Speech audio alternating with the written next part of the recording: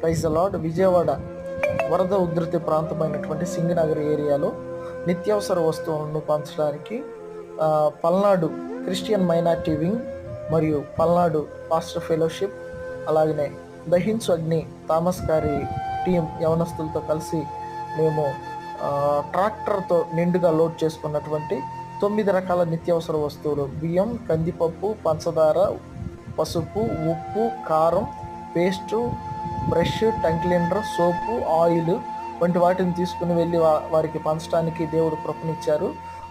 అవసరతలో ఉన్నటువంటి వారు అడిగి మరీ తీసుకుంటున్నారు. అక్కడ మీరు 108 వాహనాన్ని చూడొచ్చు. ఆరోగ్యం సరిగా లేనటువంటి వారికి, అనారోగ్యంలో ఉన్నటువంటి వారి కొరకు ప్రభుత్వం, గవర్నమెంట్, సీఎం నారా చంద్రబాబు నాయుడు గారు వారి కొరకు ప్రతి వేళ వారికి ఆరోగ్యం కొరకు వారికి వసతులను కల్పిస్తూ ఉన్నారు. చక్కగా కార్యక్రమాలు జరిగిస్తూ